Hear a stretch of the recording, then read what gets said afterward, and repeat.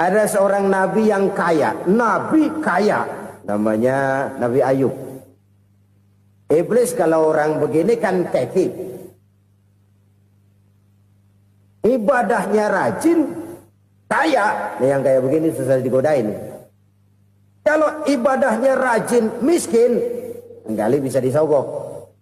Sini imannya mantap, ibadahnya rajin, kaya, nabi lagi. Oh, tapi namanya iblis nggak kurang akal. Laporan, Tuhan, kenapa Les? Ya ini bahasa saya, bahasa Qurannya sih nggak gitu. Itu hambamu yang namanya Ayub, dia rajin ibadah cuma karena dikasih kaya aja. Coba kasih miskin dia, berhenti dia sembahyang. Ah, kamu bisa aja. Saya tahu Ayub itu hambaku yang ikhlas. Saya buktiin Tuhan, silahkan. Dibuktiin lah, iblis turun ke alam ini. Yang mula-mula dia lakukan, dia rusak sawah ladang Nabi Ayub. Dia binasakan binatang ternak Nabi Ayub. Sehingga dalam waktu singkat, jatuhlah Nabi Ayub dari orang paling kaya, jadi orang paling miskin. Beliau masih ibadah di mihrab dalam masjid. Datang iblis. Saudara Ayub, ya, lagi ngapain? Ibadah. Nyembah Allah, nyembah Allah. Oh, percuma. Kenapa? Tuhan yang ente sembah nih, dia udah bikin miskin ente. Sawah ladang ente hancur lebur, binatang ternak binasa. Sekarang ente jadi orang paling miskin. Ngapain nyembah Tuhan kayak begitu? Tekor. Udah berhenti dah ibadah, berhenti ibadah. Ini iblis sama Tuhan laporannya lain, yang dikerjakan kepada Nabi Ayub juga lain. Benar begitu iblis kata Nabi Ayub? Iya, sawah ladang saya habis, buras. Binatang ternak saya binasa, binasa. Saya miskin, bangpak. Apa jawab Nabi Ayub? Bukan innalillahi, ya ini hebat. Alhamdulillahillazi a'tani wa akhza minni. Segala puji bagi Allah yang telah memberikan harta kepada saya dan sekarang mengambilnya lagi. Alhamdulillah. Allah yang ngasih, Allah yang ambil. Itu mah urusan Allah. Iblis cuman ibadah jalan terus, sujud lagi Nabi Ayub. Iblis seleher gondok banget. Dasar Nabi nggak mempan dia apa-apain. Miskin malah alhamdulillah. Allah yang ngasih, Allah yang ngambil. Jadi kalau kita tidak komit, kita tidak terikat kepada kaya, miskin, senang, susah, apa yang bisa bikin kita susah? Jadikan kekayaan, kemiskinan, jadikan senang, susah sebagai anak buah yang bisa kita atur. Jangan kekayaan ngatur kita, jangan kemiskinan ngatur kita. Kita yang harus mengatur mereka. Senang, susah, kaya, miskin, bahagia, sengsara, jadikan itu anak buah yang bisa kita atur. Kalau sekarang kita kaya, lain saat boleh jadi kita miskin, semiskin-miskinnya. Allah yang ngasih, Allah yang ngambil. Tenaga mana yang bisa menghalangi? Ibadah jalan terus. Iblis makin gondok. Dasar Nabi loh. Akhirnya apa? Nabi Ayub dikerjain, diberikan penyakit. Demikian fatal penyakitnya. Bayangin, udah miskin sakit. Masya Allah. Miskin sakit. Sakitnya nggak lama, kira-kira 16 tahun. Istrinya 3, 2 mental minta ceraiin. Ngerawatin laki bengek begini. Senang belum tentu, susah udah pasti nih. Cerai aja, cerai dah. Cerai. Tinggal satu Siti Rahmah yang setia menemani beliau. Sesetia-setianya hati perempuan. Satu saat Siti Rahmah bilang, Bang, iya, abang kan Nabi bang. Lalu, namanya Nabi kan doanya jarang meleset bang. Maksud kamu minta kenapa sih sama Tuhan biar abang sembuh baik dah bang? Siti Rahmah, iya. Saya sakit berapa tahun sih dah? 16 tahun bang. Sebelum ini saya sehat berapa tahun? Ya kira-kira 60 tahun bang. Nah coba ente banding-bandingin Rahmah. Saya dikasih sehat 60 tahun. Dikasih sakit 16 tahun. Sudah nggak sabar. Mau doa kepada Allah minta sembuh. Saya malu. Malu kepada Allah. diuji dengan yang luar biasa seperti ini, tidak mengganggu stabilitas kehambaannya. Dia tetap menghamba kepada Allah Subhanahu wa ta'ala. Saudara-saudara kaum muslimin rahimakumullah. Kunci menghadapi kesulitan itu apa? Allah jelaskan dalam satu ayat, wa basyiris sabirin alladzina iza asabathum musibah qalu inna lillahi wa inna ilaihi raji'un. Gembirakan orang-orang yang sabar. Siapa mereka itu? Yang apabila mendapat musibah mereka kembali kepada keyakinan dasar, segalanya dari Allah dan segalanya akan kembali kepada Allah. Ini konsepsi dasar dari sikap muslim dalam menghadapi berbagai kesulitan. Segalanya dari Allah, segalanya akan kembali kepada Allah. Kalau ini sudah kondisi dasarnya, maka kita akan lapang menghadapi kenyataan bagaimanapun pahitnya. Apakah itu namanya miskin, apakah itu namanya sakit, bahkan maut sekalipun.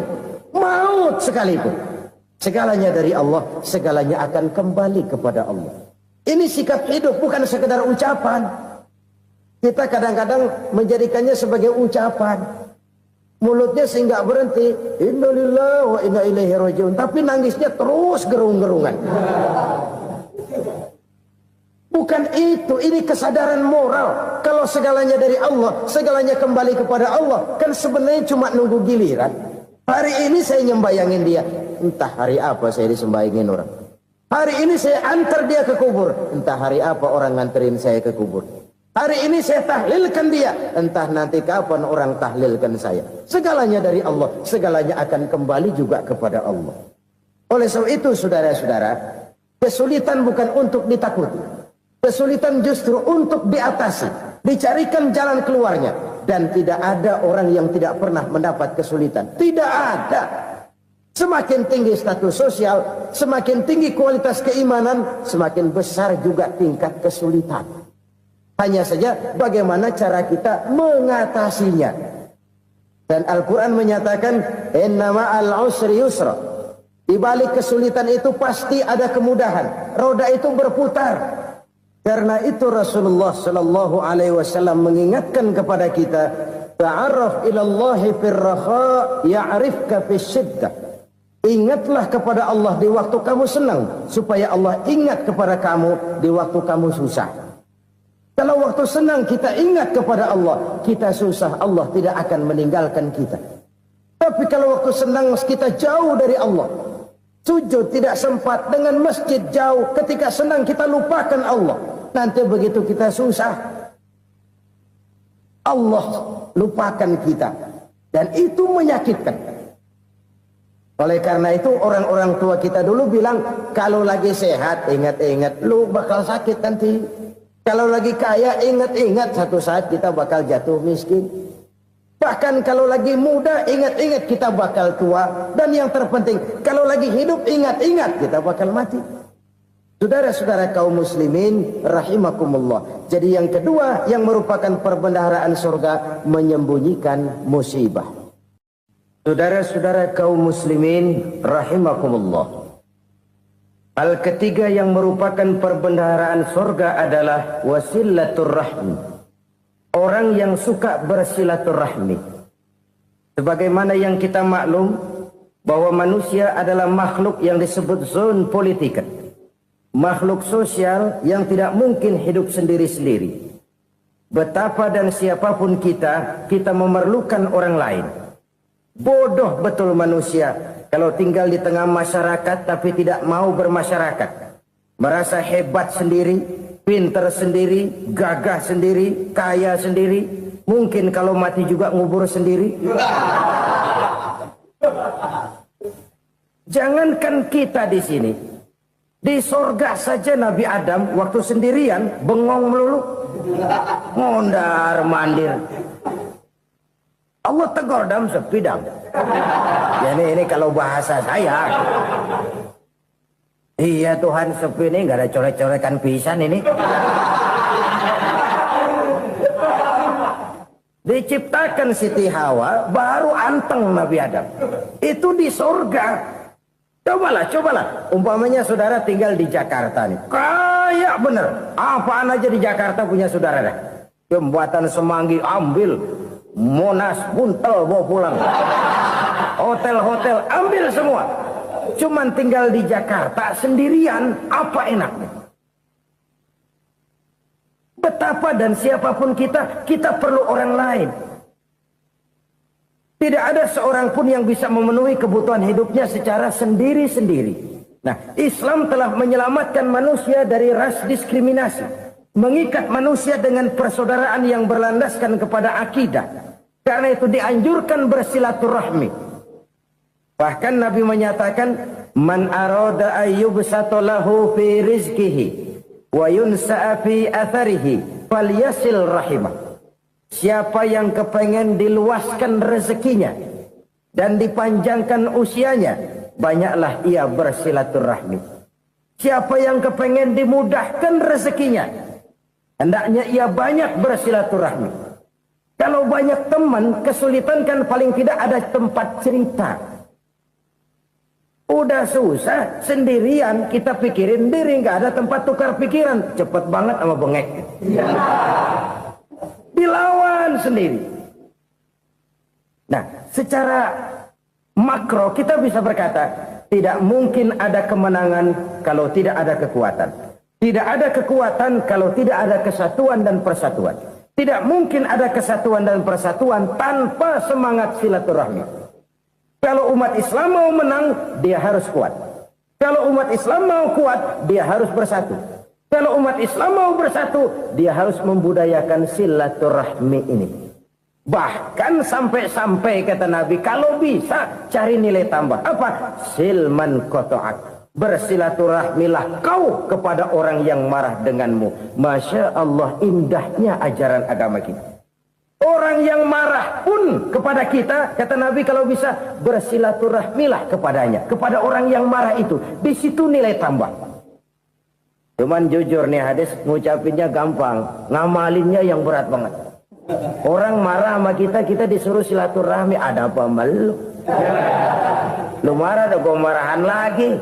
Tunggu pikirin. Saudara-saudara kaum muslimin rahimakumullah. Tapi ini yang diajarkan, bahkan ini yang dicontohkan oleh baginda Rasul.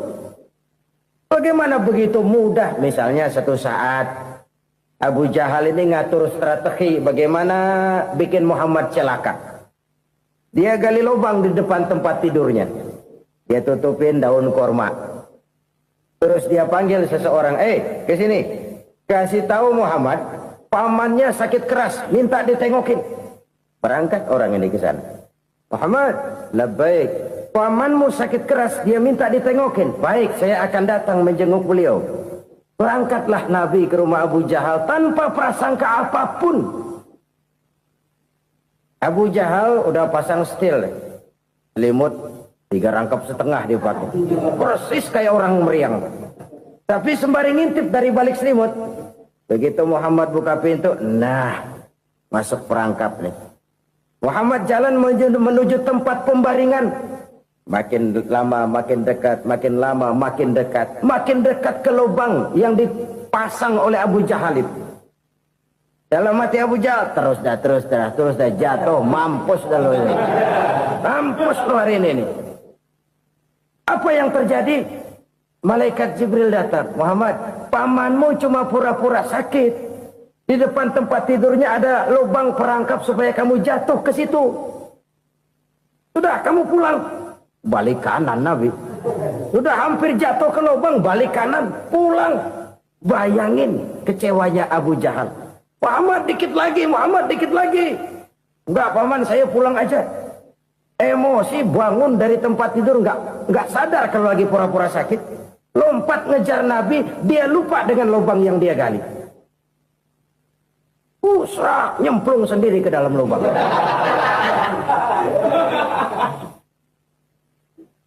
Nabi terus berlalu. Ini terjadi keanehan. Jatuh ke lubang yang dia gali itu sebenarnya nggak terlalu dalam ya, antara 3-4 meteran lah. Tolong saya jatuh ke lubang ini. Datanglah pelayan-pelayannya itu. Angkat saya dari sini. Oh, yang ngulurin tambang. Satu gulung, belum juga nyampe itu tambang. Kurang, beli lagi ke warung. Sambung, ulur lagi, nggak juga bisa sampai. Wah ini kerjaan Muhammad ini. Tolong siapa salah seorang kamu ke rumah Muhammad, kasih tahu encangnya kecebur. Minta ditolongin. Sampaikan kepada Rasul. Kenapa? Pamanmu jatuh ke lubang, Muhammad minta tolong diangkatin. Tambang udah nyambung-nyambung nggak nyampe juga. Ya nanti saya datang saya tolong. Coba. Nyata-nyata orang berniat jahat mau mencelakakan dia. Datang dia menolong. Ini yang disebut air tuba dibalas air susu ya ini. Bukan sebaliknya. Air tuba dibalas air susu. Paman, kecebur ya? Iya Muhammad, tolong ini. Pegang tangan saya. Nabi ulurkan tangannya. Nyampe. Dipegang oleh Abu Jahal. Diangkat ke atas. Sampai atas. Apa kata Abu Jahal? Sihirmu memang hebat Muhammad. Udah ditolongin dikata sihir. Yang enak kita kemplang kan itu orang begitu. Urusan apa? Tapi inilah akhlak. Kalau bisa kamu bersilaturahmilah dengan orang yang marah kepadamu sekalipun. Orang marah kita tetap baik. So, kalau kita berbuat baik sama orang yang memang baik, rasanya sih biasa-biasa aja. Orang baik kita baik lagi. Ya draw aja, belum ada nilai tambah di situ. Baru ada nilai tambah kalau kita bisa berbuat baik kepada orang yang nyakitin kita. Itu namanya kita setingkat di atas dia. Dia sakitin kita, kita berbuat baik sama dia. Dia pelit sama kita, kita baik sama dia. Dia marahin kita, kita deketin dia. Di situ kita punya nilai tambah. Jadi siapa yang ingin diluaskan rezekinya kata Nabi dan dipanjangkan umurnya, hendaklah ia banyak-banyak bersilaturahmi. Sederhana sebenarnya silaturahmi. Tapi silaturahmi membangkitkan semangat kesatuan dan persatuan. Kesatuan dan persatuan melahirkan kekuatan. Dalam matematika, 1 ditambah 1 pasti 2. Tapi di tengah masyarakat, 1 orang takut ditambah 1 orang takut, hasilnya jadi 2 orang setengah berani. Kenapa setengah berani? Karena udah berdua. Tadi pan takut sendirian. Kalau dia kumpul turu-turu takut lah jadi berani.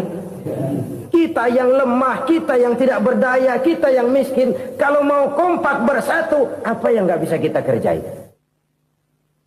Apalagi tinggal di kota besar, pilihan cuma 2, bertahan atau minggir.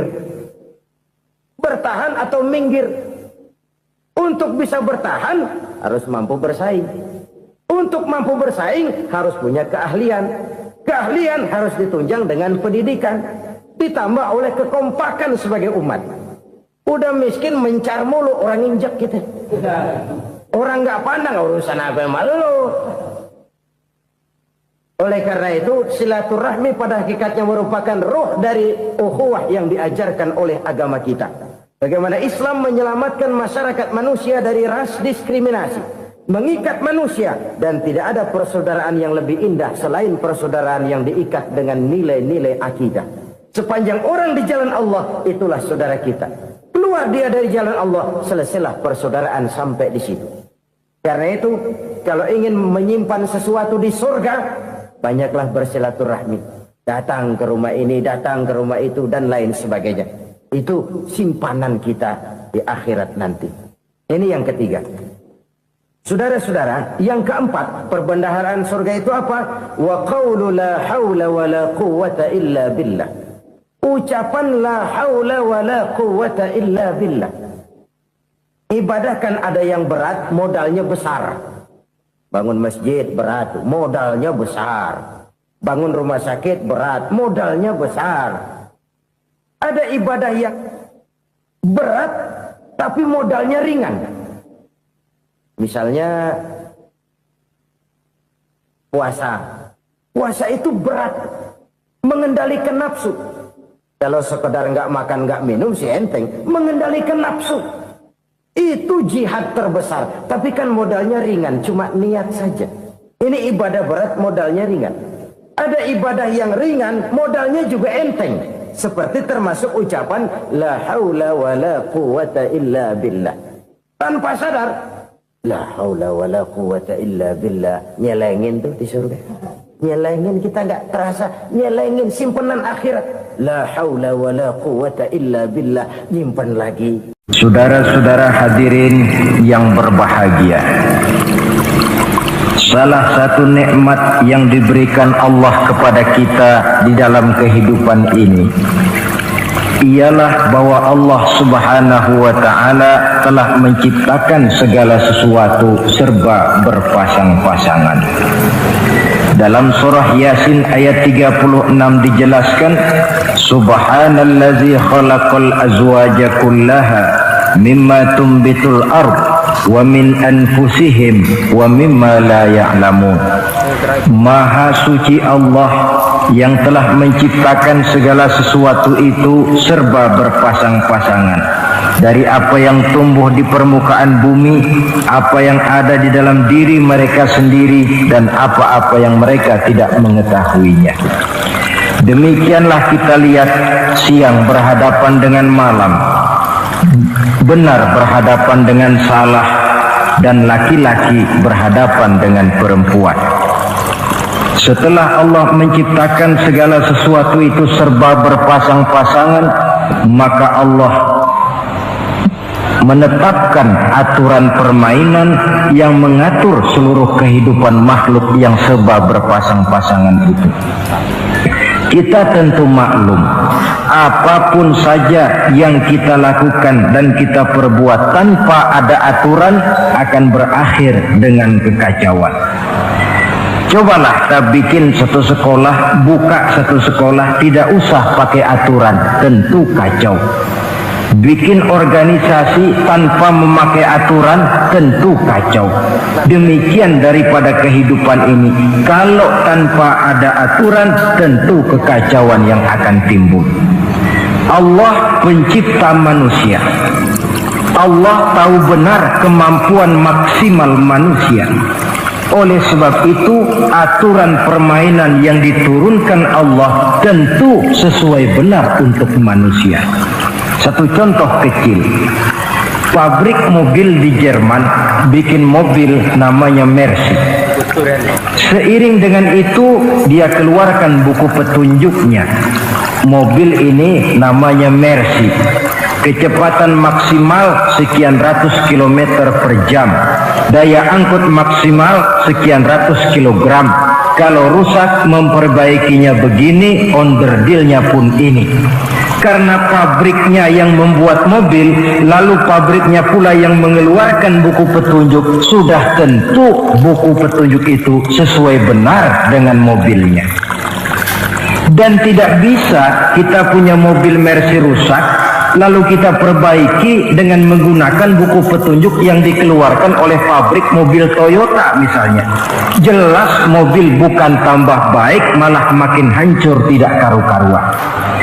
Kalau manusia menginginkan satu hidup yang baik, tidak ada pilihan lain, dia harus memakai aturan yang diturunkan oleh yang bikin manusia.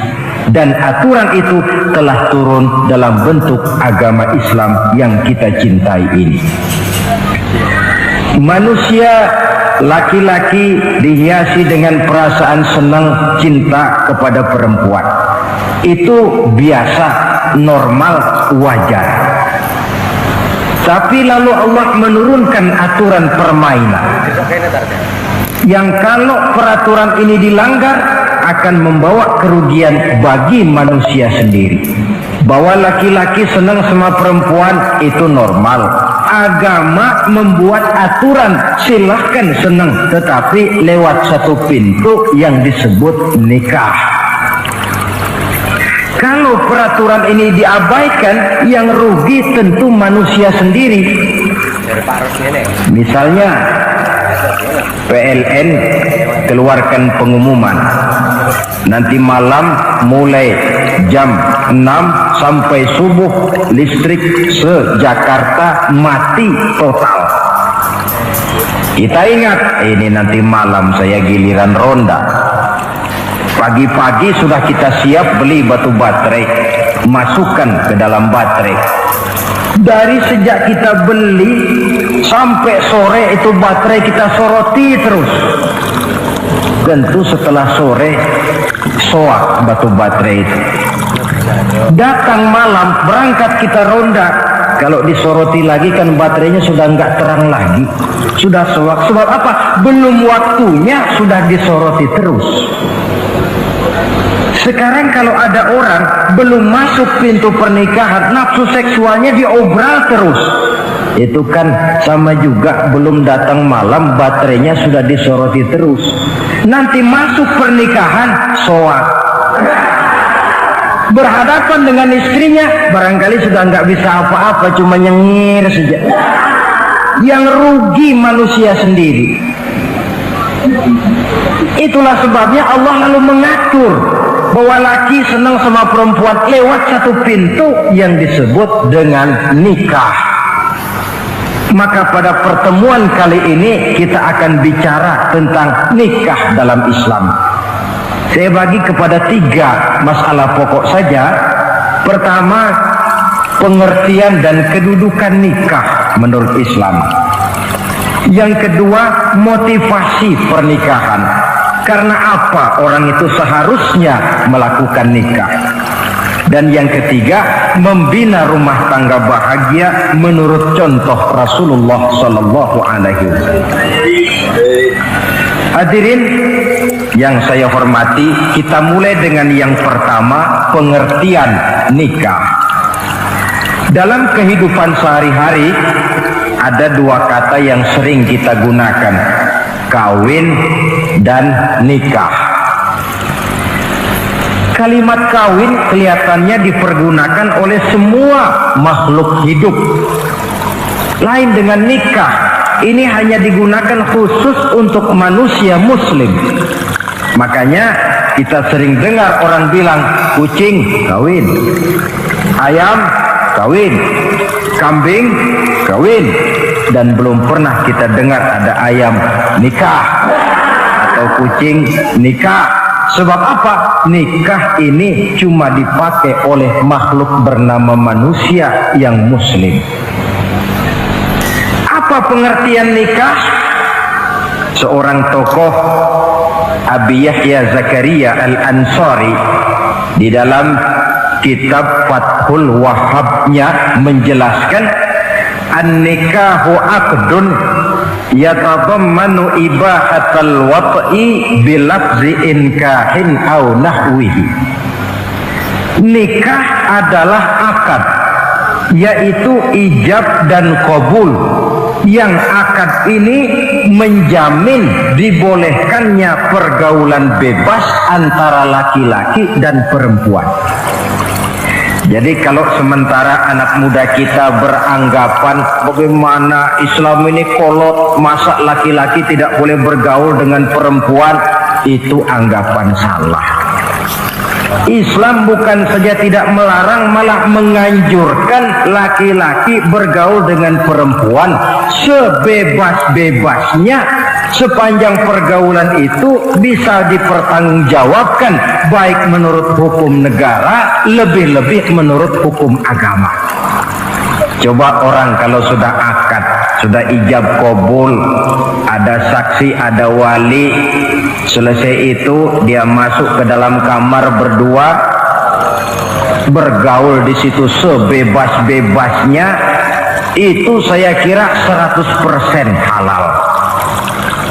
Tidak perlu lagi orang curiga, tidak perlu lagi sembunyi-sembunyi. Kenapa? Ini bentuk pergaulan yang bisa dipertanggungjawabkan. Kalau tidak, dengan dalih new morality, kebudayaan modern, lalu melakukan yang disebut free love, free sex, common living, hidup bersama tanpa nikah alias kumpul kebo. Dan saya kira itu kebo cuma mewakili saja. Artinya begitulah kalau binatang itu kumpul. Sebab kumpul kucing pun saya kira begitu, kumpul ayam pun begitu. Kebo cuma mewakili binatang dalam kalimat itu. Tengoklah berapa banyak sudah bayi-bayi yang lahir ke dunia ini tanpa tahu kemana dia harus memanggil bapak. Berapa banyak gadis-gadis bergelimpangan jadi korban dari orang-orang yang tidak bertanggung jawab. Itu semua merupakan ironi, maka menjauhkan manusia dari aturan agama pada hakikatnya sama dengan usaha membinatangkan manusia. Bahkan kalau manusia sudah jauh dari aturan agama, sanggup berbuat lebih buas daripada binatang. Kita tahu yang namanya bajing itu makanannya cuma kelapa, tapi bajingan itu bukan cuma kelapa, kabel telepon doyan kok bajingan. Jauh lebih buas daripada yang namanya binatang. Maka agama ini mengatur agar manusia sebagai makhluk yang mulia hidup secara mulia. Jangan manusia kita ini, binatang saja. Kalau saudara ada yang punya kucing di rumah, saudara taruh di depannya, saudara sendiri yang langsung kasih ikan di piring, kasih kucing. Aduh, dia akan makan dengan tenang, nikmat, lahap, tidak nengok kiri, tengok kanan. Kenapa? Dia yakin betul yang dia makan itu sudah resmi, sah. Sebab apa? Tuan rumah yang kasih. Tapi kalau si kucing ngambil sendiri di dapur, mencuri dia, setelah dapat dia bawa lari, makan pun tidak tenang. Kenapa? Mesti nengok kiri, nengok kanan. Rupanya instingnya pun bekerja. Ini bukan hak saya mencuri. Saudara-saudara, tengok orang yang sudah terlibat dalam pergaulan suami istri yang sah. Itu kan nggak perlu tengok kanan, tengok kiri, nggak perlu takut-takut. Kenapa? Sudah sah. Tapi kalau yang bukan istrinya, wah itu sudah seperti kucing nyolong ikan, tengok kiri, tengok kanan, tidak pernah mengalami ketenangan. Itu selintas pengertian nikah. Lalu bagaimana kedudukan nikah menurut Islam? Ternyata nikah dalam pandangan Islam tidak cuma sekedar untuk memenuhi kebutuhan biologis manusia, tidak cuma sekedar untuk memperkembangbiakkan keturunan, tidak cuma sekedar untuk mendapat ketenangan hidup. Lebih tinggi daripada sekedar itu, nikah dalam pandangan Islam ibadah. Jadi kalau kita ditanya, Pak, ibadah apa yang paling enak dalam Islam? Jawabannya jelas, nikah. Begitu enaknya ibadah yang namanya nikah ini, sampai yang sudah pernah pun pengen ulangan. Namanya ibadah. Tetapi tentu ada konsekuensi.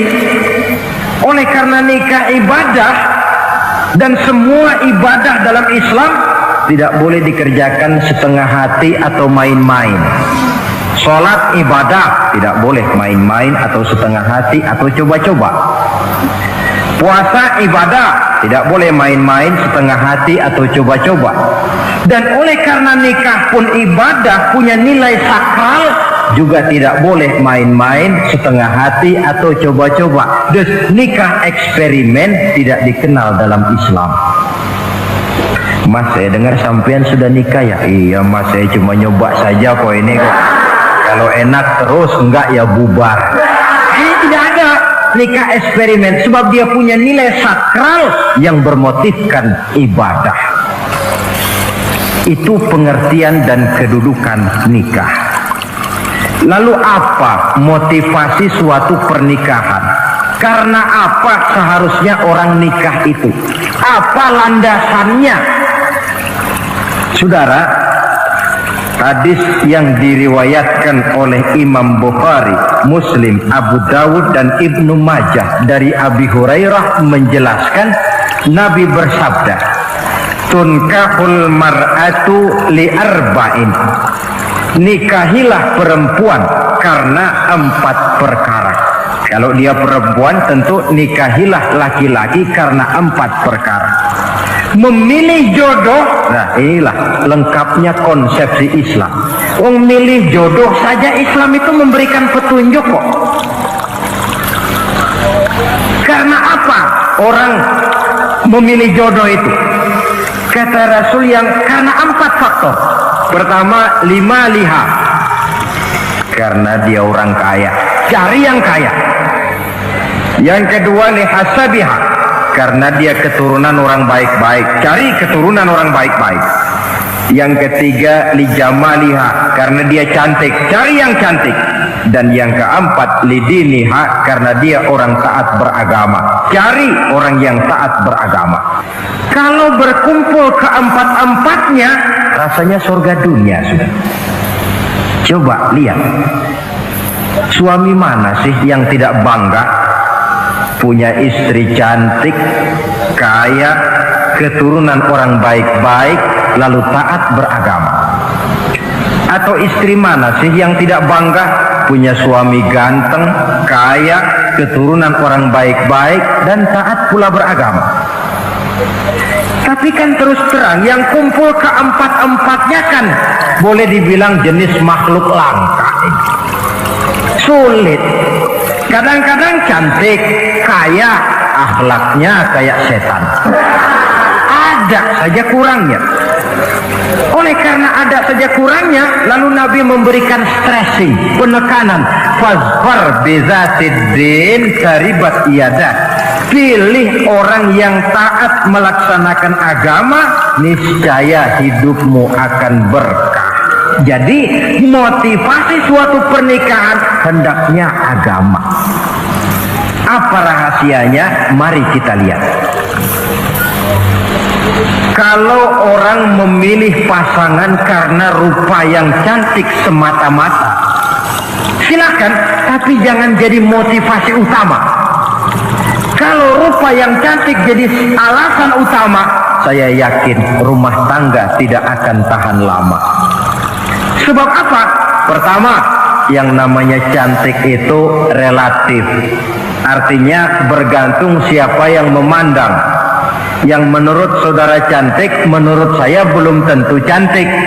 Yang kata saya cantik, menurut saudara barangkali itu yang jelek. Relatif.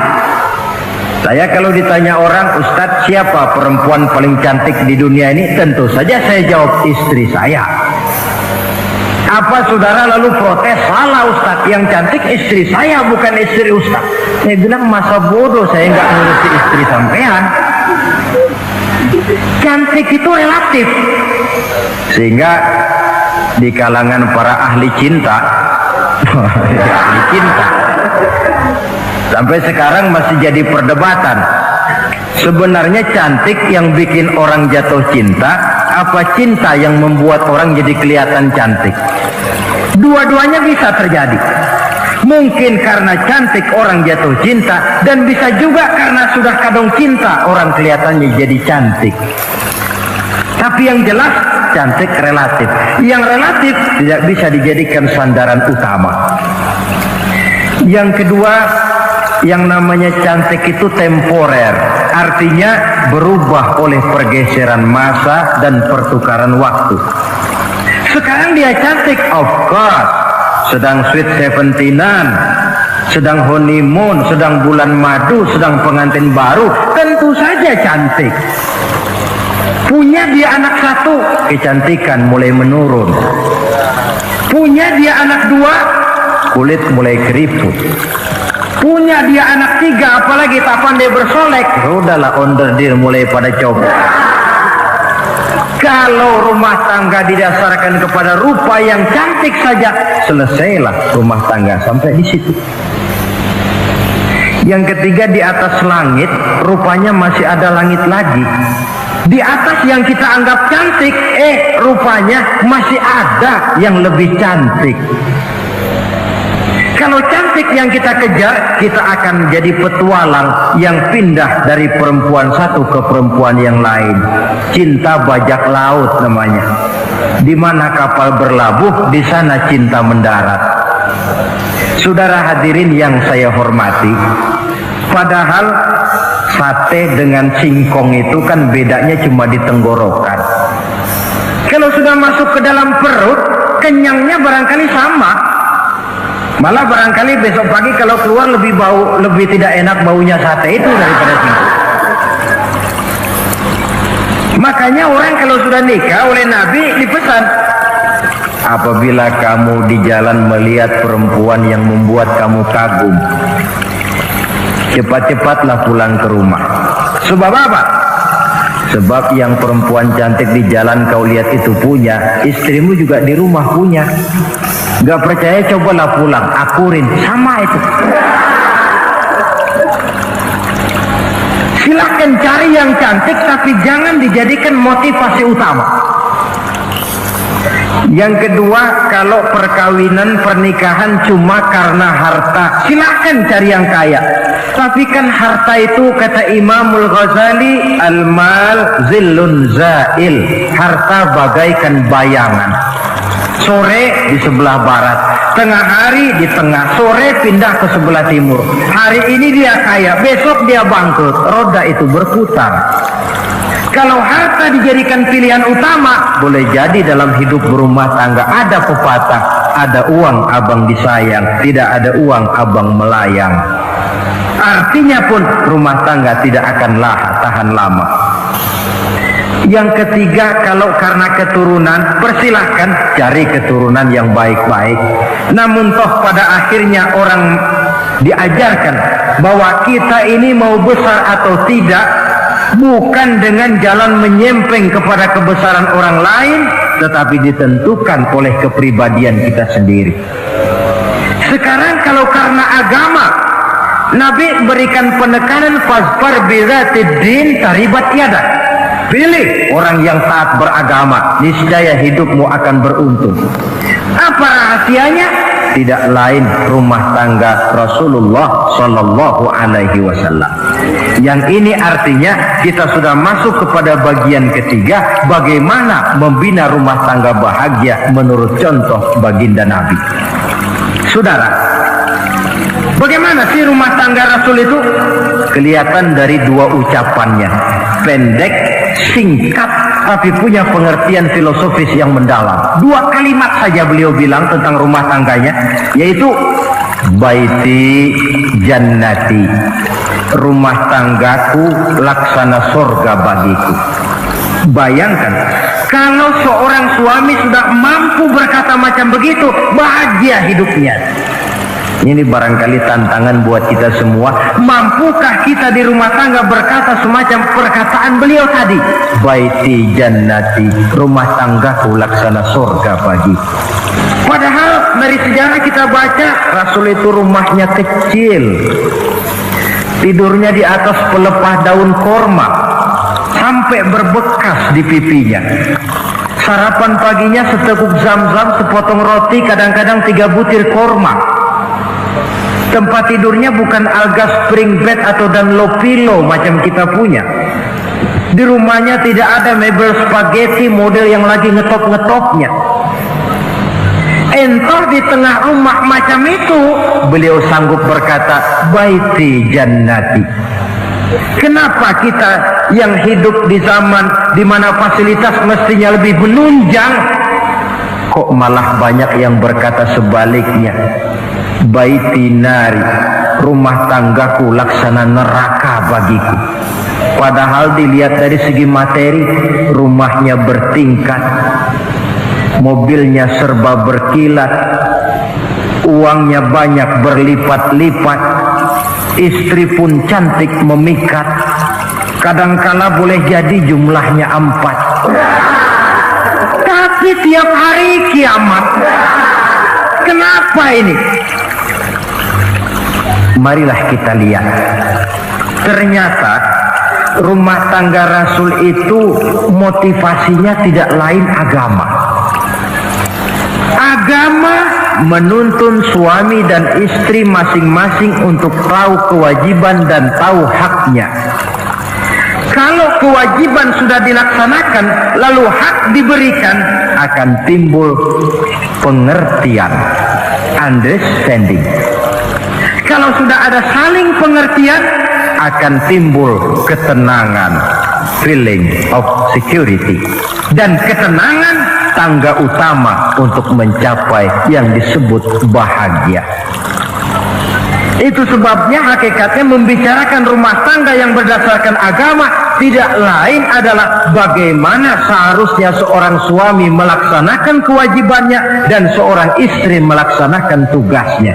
Artinya kewajiban suami itu apa? Kewajiban istri itu apa? Kewajiban istri hak suami, kewajiban suami hak untuk istrinya menurut tuntunan dan tuntutan agama. Saudara hadirin, menurut hadis riwayat Abu Dawud dari Muawiyah bin Haidah, satu hari Rasul ditanya, ya Rasul, apa sih hak istri-istri kami ini? Artinya kewajiban kami sebagai suami ini apa? Rasul menjawab, pertama, antat'amaha iza ta'imta, kau beri istrimu makan sebagaimana engkau makan. Saudara hadirin,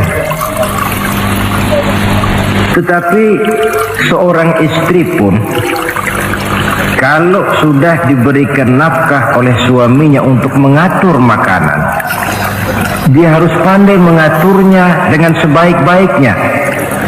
Menu yang teratur, gizi yang lengkap, dan saya kira yang namanya 4 sehat 5 sempurna itu kan tidak berarti bahwa hidup ini harus serba mewah, tidak. Yang penting ada variasi sehingga tidak merangsang suami untuk makan di luar. Jangan misalnya tahu suaminya senang jengkol lalu tiap hari saja jengkol, itu kan bisa kejengkolan. Dengan demikian, masalah yang kelihatannya sepele tetapi yang sebenarnya bisa menjaga keharmonisan atau malah keretakan rumah tangga harus kita perhatikan dengan sebaik-baiknya. Suami memberikan nafkah, dari jumlah itu 60% lari ke kredit, 40% lari ke dapur. Tentu pada akhirnya sang suami akan merasa curiga, padahal barangkali istrinya pun berniat baik, cuma hanya tidak ada keterbukaan di dalam mengurus masalah-masalah yang berhubungan dengan dapur. Inilah kewajiban yang pertama dari seorang suami, kewajiban yang menyangkut masalah pangan. Lalu yang kedua, wataksuwaha izaktasaita, engkau beri istrimu pakaian sebagaimana engkau berpakaian. Suami yang adil, pakaian yang dia pakai sama harganya dengan yang dibelikan untuk istrinya, kecuali tentu kalau istrinya ridho. Zalim seorang suami jikalau untuk dia misalnya dia beli pakaian yang mahal-mahal, jasnya dia pakai Switzerland wool, sarungnya Samarinda. Kalau dia pakai sepatu, belilah sepatunya, sementara istrinya cuma pakai kain belacu saja. Kenapa mesti begitu? Sebab saudara hadirin, istri kita sebenarnya adalah bagian daripada hidup kita. Baik dia dilihat orang, baik juga kita disebut orang. Jelek dia dipandang orang, tentu jelek juga nama kita disebut orang. Apalagi hidup bermasyarakat, kadang-kadang mulut usil itu kan sudah banyak macam ragamnya. Itu siapa sih perempuan yang jalan? Kenapa? Itu pakaian yang tidak dipakai sih tidak mahal, cuma pakaiannya serasi, pantas, enak dilihat. Oh, terang saja dia kan istrinya si Miun. Nah, Miun yang sedang tidur barangkali tidak tahu apa-apa mendapat sebutan baik. Cobalah kalau istri kita semaunya saja, orang akan bilang, ah itu perempuan, kenapa saya gerah melihatnya, ke pasar cuma pakai kutang saja. Tentu suami pun akan mendapat sebutan yang tidak baik. Cuma sang istri kalau sudah dibelikan pakaian oleh suami, termasuk alat-alat kecantikan di dalamnya, pakaian itu tentu dipakai niat pertama adalah untuk menyenangkan hati suami. Seorang istri yang memakai bedak untuk menyenangkan suami misalnya, tiap polesan bedak ada pahalanya. Dia pakai lipstik untuk menyenangkan hati suaminya, tiap goresan lipstik ada pahalanya, bernilai ibadah. Ini kewajiban yang kedua. Yang ketiga, wala tadribil wajha. Kalau marah jangan memukul muka. Maksudnya apa ini? Kewajiban memberikan perlindungan, sehingga si istri merasa ada tempat dia mengadu, ada tempat dia melarikan persoalan, ada tempat dia bergantung. Kalau marah jangan memukul muka, dan memukul itu pun upaya terakhir. Kalau tidak bisa dengan kata yang lemah lembut, agak sedikit keras katanya. Kalau dengan kata yang keras tidak juga bisa, pisah tempat tidur. Kalau memang tidak bisa juga dengan pukulan yang tujuannya bukan untuk menyakiti tetapi untuk mendidik. Allah tadribal wajha. Kalau marah jangan memukul muka, dan memukul pun bukan jalan pertama tapi upaya terakhir, dengan tujuan bukan untuk menyakiti tapi untuk mendidik sang istri. Kewajiban untuk memberikan perlindungan. Yang keempat, wala tuqabbih. Jangan memburuk-burukan istrinya. Kewajiban menjaga nama baik. Sebab apa? Dalam satu bahasa yang indah, Al-Quran menjelaskan bahwa suami istri itu laksana pakaian. Hunna libasul lakum wa antum libasun lahunna. Istri pakaian untuk suami, suami pakaian untuk istri. Lihatlah alangkah indah gaya bahasa Al-Quran ini. Diibaratkannya suami istri seperti pakaian. Apa fungsi pakaian? Pertama, pakaian itu kan jadi kebanggaan. Saya bangga memakai baju seperti ini, saudara bangga memakai baju yang saudara pakai. Artinya seorang suami harus berusaha menjadi suami kebanggaan istri, dan seorang istri pun harus berusaha menjadi istri yang dibanggakan oleh suaminya. Jangan yang malah kemudian disesali. Itu kan kalau sudah marah orang kadang-kadang ucapannya nggak terkontrol. Istri marah sama suami, bang, nyesel gue punya laki kemarin. Sudah hilang lagi kebanggaan. Kalau kebanggaan hilang, wibawa pun hilang. Kalau wibawa sudah hilang, maka rumah tangga sudah sulit untuk dipertahankan. Yang kedua, yang namanya pakaian itu kan menutup aurat. Itu tujuan pakaian yang terpenting. Artinya di sini, kalau seorang istri mempunyai kekurangan, suamilah yang menutupi. Kalau seorang suami mempunyai kekurangan, istri juga harus berusaha menutupi. Jangan kekurangan suami diceritakan di pasar umum, atau kekurangan istri dibuka di mana-mana. Itu namanya suami istri tidak berfungsi sebagai pakaian, malah justru saling membuka aurat masing-masing. Iyalah kadang-kadang penyakit ini. Kadang-kadang yang namanya perempuan dari rumah itu berangkat ngaji katanya, sampai di pengajian apa? Suaminya diakur-akurin. Bayu bagaimana suami? Wah, suami saya payah. Dipayahkannya suaminya di mana-mana. Atau aib dan kekurangan istri diceritakan di mana-mana. Orang bertanya, gimana mas istrinya? Oh, mau maju. Loh, kenapa istrimu kan cantik? Iya, soal cantik sih iya, tapi tidurnya kok ngiler ini. Ini kan nggak perlu yang macam begini ini. Tidak bisa menjaga apa yang disebut security informasi. Fungsi pakaian sebagai suami istri tidak berjalan di dalamnya. Saling menjaga kehormatan diri. Ini yang keempat. Yang kelima, wala tahjur illa fil bait. Jangan berpisah dari istri kecuali di rumah. Maksudnya begini, kalau satu hari seorang istri suami marah kepada istrinya, tidak usah istri itu disuruh pulang ke rumah orang tuanya, ke rumah mertua lalu diusir, tidak.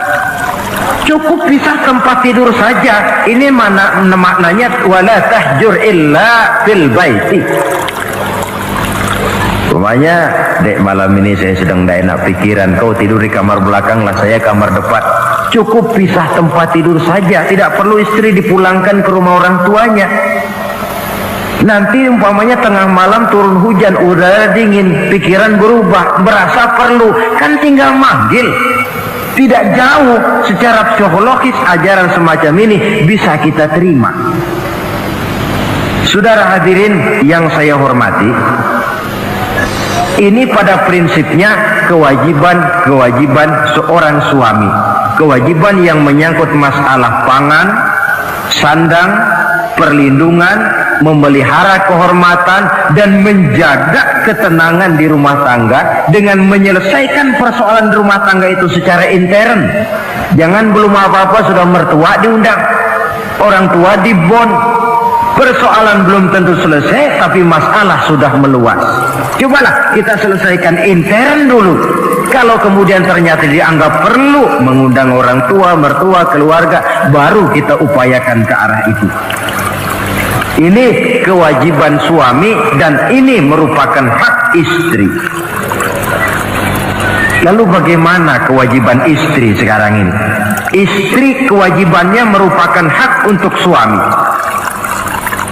Saudara, dari hadis yang diriwayatkan Imam Ibnu Majah dari Ali bin Yazid dari Abi Umamah, Nabi bersabda, "Mastafadal mu'minu ba'da taqwallahi azza wa jalla khairan lahu min zaujatin salihah."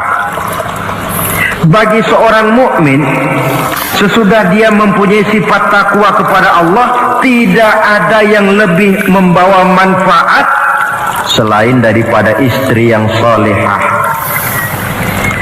Istri solehah itu yang bagaimana? Yang hidup mampu melaksanakan kewajibannya. Apa kewajibannya? Kata Nabi, pertama, in amaraha ata'athu. Kalau diperintah, dia taat. Kewajiban istri yang pertama, taat kepada suaminya. Begitu besar kewajiban taat kepada suami, sampai-sampai Nabi pernah menyatakan, "Lau kuntu amiran ahadan ayyasjuda li ahadin la amartul mar'ata an tasjuda li zawjiha." Kalau saja boleh, kata Nabi, aku memerintahkan manusia sujud kepada sesama manusia, tentu aku perintahkan istri untuk sujud kepada suaminya. Untung saja sujud kepada manusia tidak boleh. Kalau boleh, istri itu disuruh sujud kepada suami. Tentu karena besar hak suami atas dirinya. Yang kedua, ibadah sunnah tidak mendapat izin suami juga bukan saja tidak berpahala, malah berdosa. Umpamanya, pengantin baru, si istri kebetulan santri, malam minggu pesta, besoknya hari Senin, si istri sudah kadang biasa hidup sebagai santri, hari Senin puasa sunnah. Dia bilang sama suaminya, "Bang, besok saya mau puasa sunnah nih, hari Senin." Kata suaminya, "Kalau kau puasa juga kau kejam. Lalu kau puasa, aku disuruh ngapain?" Tidak diizinkan oleh suami, dia puasa juga. Bukan saja tidak mendapat pahala, malah berdosa. Sampai amalan yang sunnah pun tidak diizinkan oleh suami, berdosa. Apalagi amalan yang mubah, apalagi amalan yang tidak ada dasar hukumnya, perintahnya. Sepanjang perintah suami tidak untuk maksiat kepada Allah, istri wajib untuk taat. Dalam hadis lain kita temukan Nabi bersabda, "Idza da'a ar-rajulu imra'atahu ila firashihi." Kalau seorang suami memanggil istrinya ke tempat tidur. Ini bahasa kinayah. Manggil ke tempat tidur kan tentu nggak perlu penjelasan. Masa mau nyambal di tempat tidur kan enggak. Fa'abat, si istri tidak mau. Lantaran istri tidak mau, suami jengkel. Fabata ghadbana 'alaiha. sampai dalam jengkelnya tidur. La'anat hal malaikatu hatta tusbiha. Istri macam itu dilaknat, dikutuk oleh malaikat sampai datang waktu pagi. Kewajiban untuk taat. Namun sebaliknya, seorang suami pun jangan mentang-mentang istri wajib taat lalu overacting. Segalanya main tunjuk, segalanya main komando, segalanya main perintah. Sebab contoh yang diberikan oleh Rasul tidak begitu. Rasul kita baca dalam sejarah menjahit bajunya sendiri, memperbaiki kasutnya sendiri. Artinya yang bisa ya dikerjakan tanpa harus menggantungkan semuanya kepada sang istri. Kewajiban untuk taat. Nah, penutup tentang taat ini ada sebuah hadis pula di mana baginda Nabi bersabda, ayyumam ra'atin matat wa zawjuha anha radin dakhalatil jannah. Kalau seorang perempuan meninggal dunia, suaminya ridho kepadanya, maka perempuan itu akan masuk surga. Artinya, kalau seorang istri meninggal, ya dia tukang ngaji, ya tukang sholat, ya suka puasa, ya gemar sodakoh, tapi meninggal suaminya tidak ridho, pintu surga belum dibukakan sampai suaminya ridho kepadanya. Ini menggambarkan tentang besarnya kewajiban taat seorang istri kepada suaminya. Ini kewajiban pertama. Lalu kewajiban yang kedua, kata Nabi, wa in nazara ilaiha sarrathu. Kalau dipandang oleh suaminya, dia pandai menggembirakan, menyenangkan hati suaminya. Menjadi istri yang pandai menyenangkan hati suami. Siapa contohnya? Kita lihat misalnya istri Nabi, diantaranya Sayyidatuna Khadijah radhiyallahu anha. Ketika Nabi pertama kali menerima wahyu berhadapan dengan malaikat Jibril, beliau kembali ke rumah dengan tubuh gemetar. Setibanya di rumah beliau berkata, "Zammiluni ya Khadijah." Khadijah, selimuti saya. Kenapa bang? Barusan datang malaikat Jibril, dia katakan begini-begini, saya khawatir Khadijah. Khadijah tahu suaminya sedang gelisah.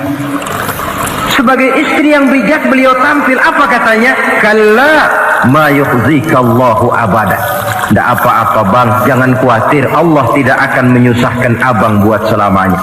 Ini istri yang pandai menyenangkan hati suami. Suami pulang dagang dari pasar, rugi. Istri tampil. Itulah bang, romantikanya dagang. Masa selamanya saja, untung sekali-sekali lah rugi. Si suami kan tidak terlalu pusing kepalanya. Jangan sudah di pasar rugi, sampai rumah istri pidato, peletar-peletor macam petasan. Dasar suami goblok, dagang saja rugi. Sudahlah di pasar rugi, sampai ke rumah digoblok-goblokin. Itu nanti suami kan bisa kena penyakit yang disebut broken home. Penyakit nggak betah di rumah. Seorang istri kalau suami sudah kena penyakit tidak betah di rumah, itu mesti siap-siap mental untuk dimadu. Nah, jadi kalau tidak dimadu bagaimana? Berusaha bikin betah suami di rumah. Suami pulang kantor jam 2, setengah 2 dandan, kalau perlu setel habis. Kalau perlu kelihatan suami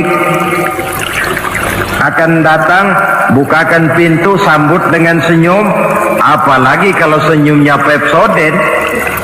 Saya kira suami bagaimanapun lelahnya, peras keringat, banting tulang, pulang mencari nafkah, kalau kembali di rumah disambut dengan senyum, hilang capeknya. Tapi bayangkan, sudahlah di kantor capek, peras keringat, banting tulang, sampai pula di rumah yang nyambut cuka sama kukusan. Udah asem, monyong. Suami mana yang kerasan tinggal di rumah? Menjadi istri yang pandai menggembirakan, menyenangkan hati suaminya. Bahkan diizinkan bohong untuk menyenangkan hati suami. Umpamanya, Suami kebetulan habis obyeknya gol, karena ingin menyenangkan istri mampir di pasar beli kain batik. Si suami tidak tahu bagaimana kain batik yang bagus, beli saja sembarangan. Sudah kainnya kasar, warnanya norak, harganya yang mestinya murah jadi mahal, dibawa pakaian itu pula. Istri lihat dan tahu kalau ini batik jelek, norak, kasar, harganya pun murah. Tapi dia ingin menyenangkan hati suaminya. Suaminya tanya, bagaimana dek kain batik ini? Waduh bang, bagus betul kain ini. Pinter bener abang milih warna ini. Emang yang kayak begini ini bang, coba lihat tetangga kita mana ada yang pakai kain kayak begini. Ya memang gak ada, jelek. Suami senang tentu. Lalu kain itu oleh istrinya, ngaji dipakai, keundangan dipakai, tidur dipakai, masak dipakai, nyuci pun dipakai. Suami makin bangga, wah kain yang saya beliin dipakai terus ini. Lain pula istrinya, dalam hati dia berpikir, biarin deh gue pakai terus biar cepet hancur, nggak ada urusan. Coba kalau waktu itu si istri jujur, dasar laki goblok, beli kain kayak begini, sono pulangin. Nah, mungkin suami yang sudah payah-payah mau menyenangkan hati istrinya malah berbalik pikirannya. Saudara hadirin, ini kelihatannya penting untuk menjaga suasana keharmonisan di dalam kehidupan berumah tangga. Begitu pula pengertian seorang suami. Rasul pernah pulang dari masjid agak larut malam, rupanya banyak orang bertanya. Ketuk pintu, assalamualaikum, sampai 3 kali tidak dibukakan pintu. Rupanya Aisyah lelap benar tidurnya. Rasul sadar beliau pulang kemalaman dan tahu istrinya capek bekerja di waktu siang. Asyraful anbiya wal mursalin ini menghormati istrinya. Salam 3 kali tak dibukakan pintu, bukan marah, malah gelar sorban di depan pintu. Di situ beliau tidur. Tengah malam Aisyah mau sholat, buka pintu, terkejut lihat suaminya tidur di depan pintu. Dibangunkan. Begitu dibangunkan, Rasul lebih dahulu berkata, Aisyah, maafkan saya pulang terlambat memang sebab banyak yang bertanya di masjid. Sudahlah tidur di depan pintu, begitu dibukakan beliau dulu yang minta maaf. Sulit jadi suami semacam ini. Yang enak kalau sudah nggak dibukain pintu, istri kepulesan, lalu sekali buka pintu kan yang enak kita tunjuk jidatnya, lo tidur kayak kebo ya.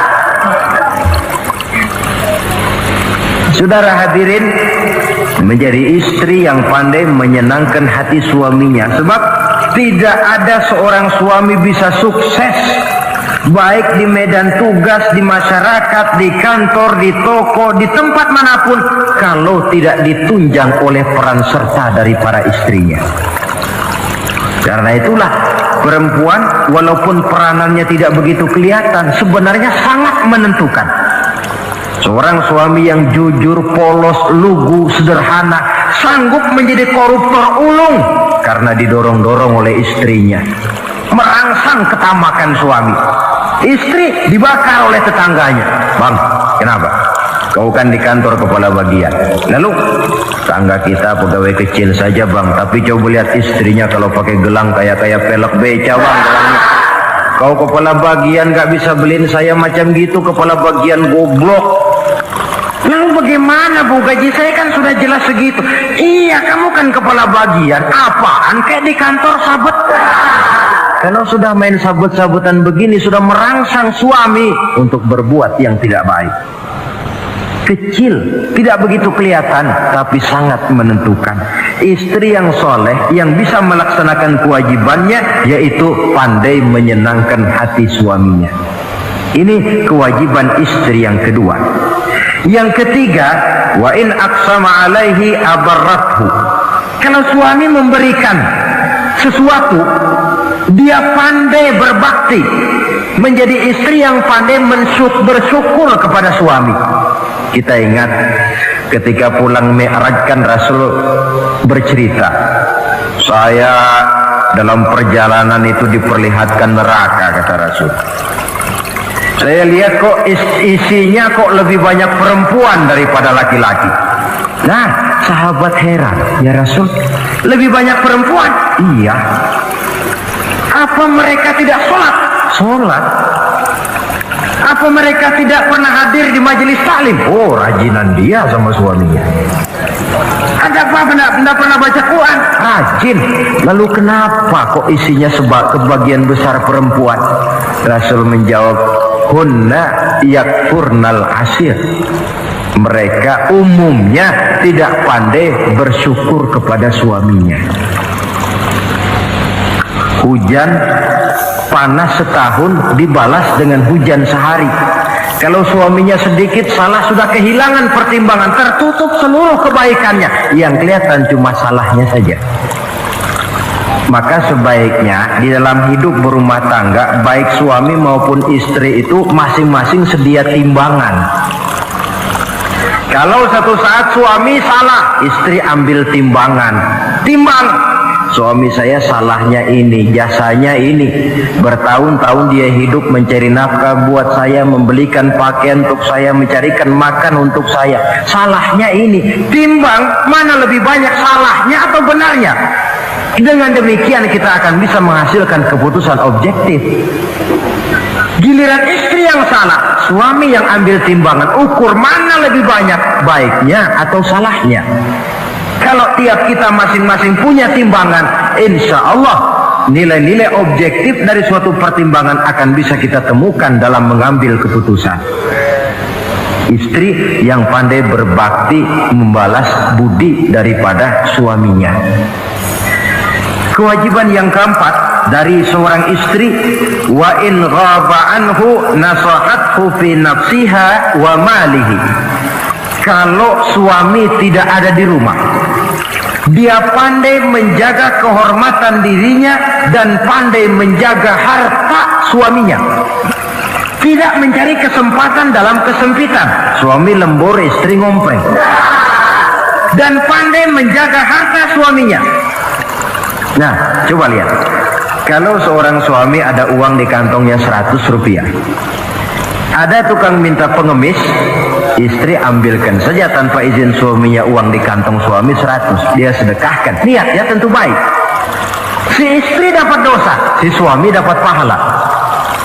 Perbuatan sodakohnya itu betul, tapi mengambil uang tanpa izin suami itu yang salah. Dan ternyata salah itu lebih besar daripada pahala yang dia lakukan lantaran bersodakoh itu.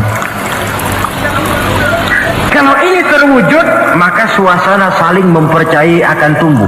Kalau sudah saling mempercayai, rasanya akan terwujud kedamaian dan ketenangan. Suami meninggalkan rumah dengan perasaan tenang, istri pun melepas suami dengan perasaan damai, tanpa was-was, tanpa curiga, dan sebagainya. Dan ini modal yang paling utama mewujudkan saling kepercayaan dalam membina hidup bahagia. Saudara, jadi dengan demikian kewajiban suami dan kewajiban istri yang merupakan bagian tidak terpisahkan dari bagaimana membina rumah tangga berdasarkan tuntunan agama merupakan hal yang dicontohkan oleh Nabi kita Muhammad sallallahu alaihi wasallam. Dengan satu kesimpulan, rumah tangga Nabi bahagia karena rumah tangga itu disinari oleh ajaran-ajaran agama. Sehingga timbul saling pengertian membawa kepada ketenangan, dan ketenangan sesungguhnya tangga utama mencapai rumah tangga bahagia. Tanpa materi orang memang sulit untuk bahagia. Tapi materi semata-mata bukan merupakan jaminan bahwa orang akan hidup bahagia. Banyak isak tangis berbunyi di rumah-rumah mewah, dan banyak sendak gurau, tawa dan canda, tawa lerai di rumah-rumah sederhana.